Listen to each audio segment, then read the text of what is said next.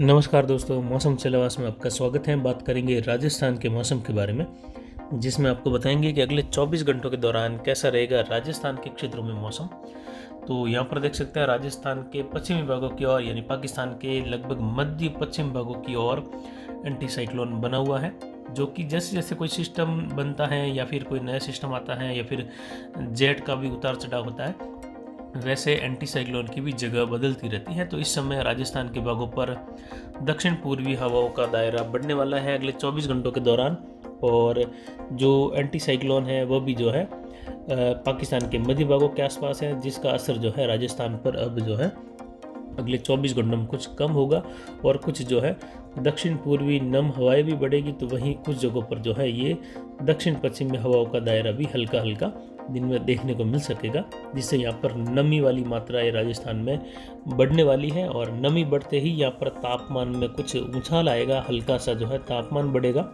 जो जेट है वह आप देख सकते हैं राजस्थान के उत्तरी भागों से होते हुए और अरब सागर के उत्तरी भागों से होते हुए जा रही है, लेकिन ये जेट भी अगले 48 घंटों के दौरान काफ़ी ज़्यादा दक्षिण हो जाएगी और ये गुजरात के लगभग मध्य दक्षिणी भागों से होते हुए जो है, जो उत्तर प्रदेश के दक्षिणी भाग है वहाँ से होते हुए बिहार के उत्तरी भागों से होते हुए भी गुजरने की संभावना रहेगी, जो कि इसका दक्षिणी सिरा है। और अरब सागर के पश्चिमी भागों के आसपास भी जो है उत्तर पश्चिम में एक उच्च दबाव बना हुआ है।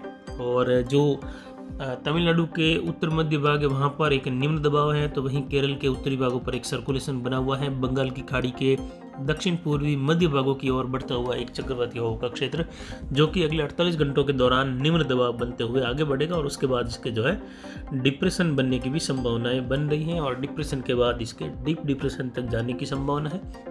हो सकता है आगे ये बंगाल की खाड़ी में तूफान की गतिविधि में भी जाए। और ऐसे ही जो है अरब सागर में भी ये दोनों सर्कुलेशन यानी जो निम्न दबाव है और सर्कुलेशन ये मिलकर जो है फिर से निम्न दबाव बनेगा और फिर से डिप्रेशन बनेगा। उत्तर पश्चिम में बढ़ेगा कुछ, जो कि जेट के दायरे के आसपास रहेगा, लेकिन जेट के दायरे में संपूर्ण रूप से नहीं आएगा, लेकिन फिर भी इसकी हवाएं पुश होते हुए जेट की वजह से राजस्थान के क्षेत्रों की ओर बढ़ जाएगी।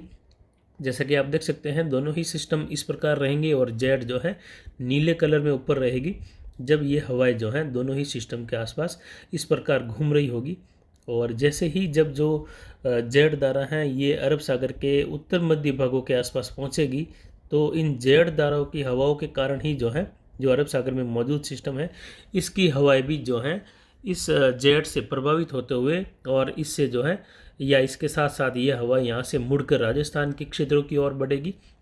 गुजरात, महाराष्ट्र और मध्य प्रदेश, उत्तर प्रदेश तक के क्षेत्रों तक भी ये हवाएं जो हैं बढ़ जाएगी, जिससे नम हवाओं का दायरा यहाँ पर भी बढ़ने लगेगा, बादल बढ़ने लगेंगे। घने बादलों की आवाजाही भी जो है आज 15 नवंबर है, लेकिन अगले 24 घंटों के दौरान राजस्थान के क्षेत्रों में बादलों की आवाजाही बढ़ जाएगी, यानी खासकर पूर्वी राजस्थान में। और 24 से 48 घंटों में मध्य राजस्थान में भी घने बादलों की आवाजाही बढ़ जाएगी। जो जेट धारा का दायरा होता है वह आप देख सकते हैं नीले कलर में है, और जेट के जो बंगाल की खाड़ी के आसपास का क्षेत्र रहेगा इसका बाहर का, उसमें हवाएं विपरीत दिशा में भी यहाँ पर ऊंचाई पर घूमती हैं, जैसा कि आप देख सकते हैं। जो कि बंगाल की खाड़ी के ऊपर ये अगर बना रहता है तो अरब सागर पर बने हुए सिस्टम या जो नमी का दायरा होता है वह इन हवाओं के साथ ही आप देख सकते हैं ये राजस्थान, गुजरात, महाराष्ट्र, मध्य प्रदेश के क्षेत्रों की ओर ये विपरीत दिशाओं में घूमती हुई हवाएं इसको इन क्षेत्रों की ओर पुश करती है, यानी दक्षिण पश्चिम से उत्तर पूर्व की ओर बढ़ने के लिए इसको प्रेरित करती हैं, जिससे ये नम हवाएं जो है इन क्षेत्रों की ओर बढ़ जाती हैं। इसीलिए जब जेट ज़्यादा दक्षिण होती है तो नम हवाओं का दायरा मध्य और उत्तर पश्चिमी भारत के क्षेत्रों में जो है बढ़ जाता है, यानी विपरीत हवाओं के साथ ही अरब सागर से भी जो है कुछ हवाओं को ये अपने साथ साथ मैदानी भागों में लेके जाता है, जिससे नमी वाली हवाएं और बादल बढ़ जाते हैं। और बादल बनने के बाद वहाँ पर कुछ जो है तापमान में उतार चढ़ाव और कुछ जो है दबाव वाली गतिविधियों में भी उतार चढ़ाव होता है, जिससे वहाँ पर जो है संघनित बादल बनते हैं और बारिश की गतिविधियाँ शुरू हो जाती है। तो ऐसा ही माहौल जो है अगले 5 से 7 दिनों के दौरान देखने को मिलेगा। चेलावास मारवाड़ जंक्शन का न्यूनतम तापमान 7 डिग्री दर्ज किया गया, यानी कल के मुकाबले थोड़ा सा तापमान फिर से बढ़ा है।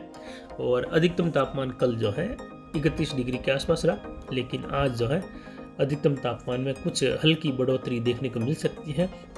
जो हवाओं की गति है वह अभी इस प्रकार जो है एंटी साइक्लोन की हवाएं उत्तर पश्चिमी व जो अरब सागर बंगाल की खाड़ी में बने हुए सिस्टमों की वजह से जो हवाएं अभी तक राजस्थान तक पहुंचने लगी है वह आप देख सकते हैं। अब इस प्रकार अरावली के आसपास यानी अरावली के पश्चिम में उत्तर पश्चिमी शुष्क हवाएं, तो वहीं पूर्वी भागों में जो नमी वाली हवाएं हैं या निम्न दबाव से आने वाली हवाएं हैं वह हवा यहाँ पर पहुँच रही है। तो अगले 24 घंटों के दौरान देखा जाए तो दक्षिण पूर्वी राजस्थान के क्षेत्रों में घने बादलों की आवाजाही बढ़ जाएगी और 24 से 72 घंटों के दौरान यहाँ पर हल्की मध्यम खंड वर्षा की गतिविधियाँ शुरू हो जाएगी। कहीं कहीं मूसलाधार खंड वर्षा होने की भी संभावना रहेगी। जैसा कि हम बार बार वीडियो में बताते हैं कि मूसलाधार खंड वर्षा यानी 15-20 किलोमीटर का राउंड दायरा ऐसा भी हो सकता है जहां पर मूसलाधार बारिश हो जाए और वह खंड वर्षा के रूप में हो, यानी 15-20 किलोमीटर के दायरे में तो जोरदार बारिश हो जाए और उसके आगे अगर 20 किलोमीटर के आगे बढ़ते हैं तो वहां पर केवल हल्की या फिर बिल्कुल शुष्क मौसम भी बीच में देखने को मिल सकता है।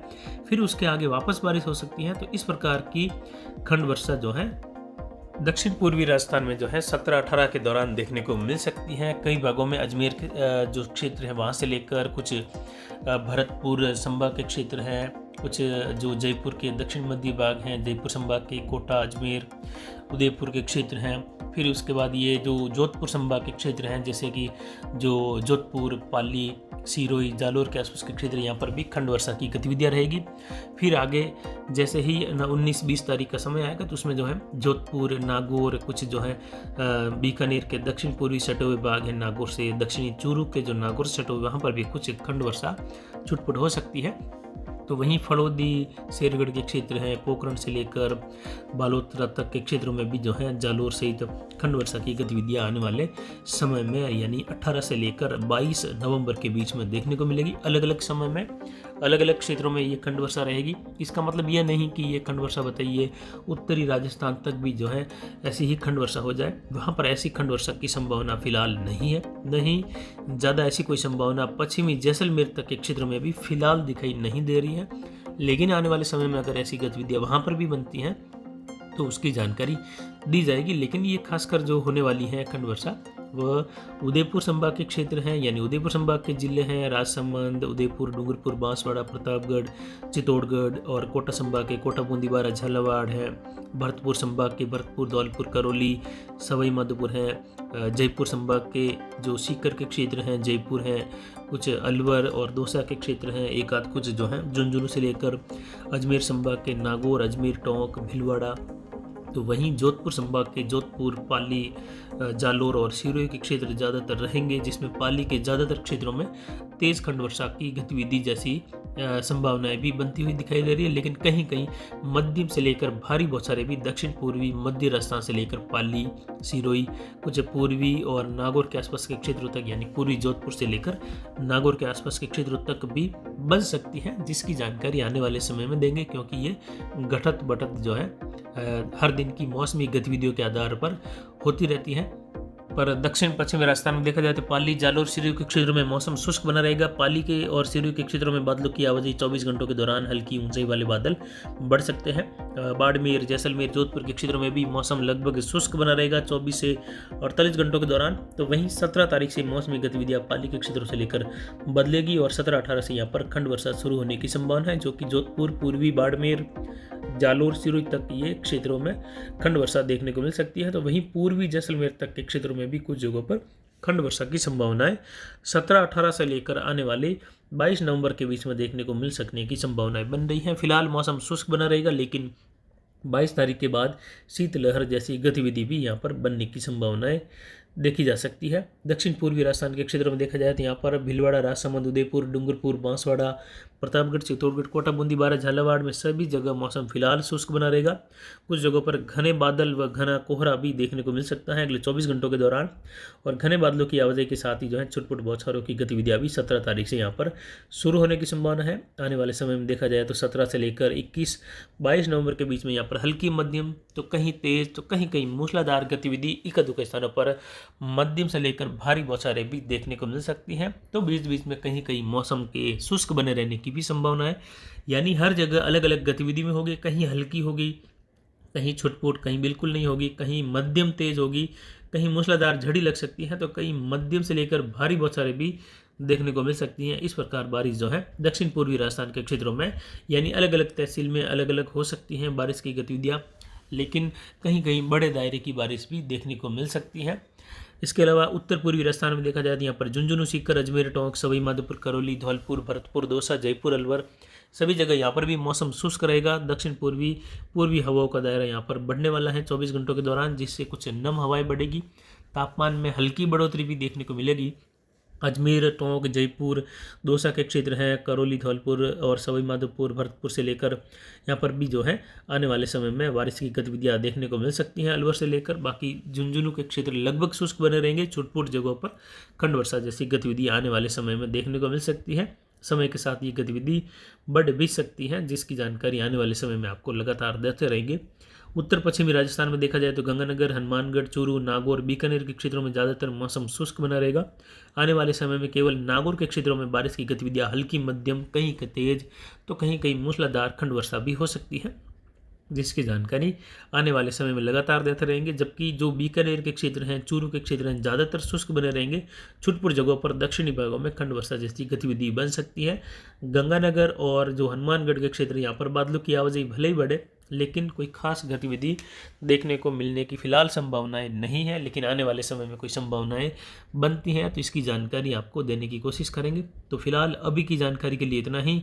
आगे की जानकारी के लिए बने रहिए हमारे चैनल पर। नमस्कार, जय हिंद, जय भारत।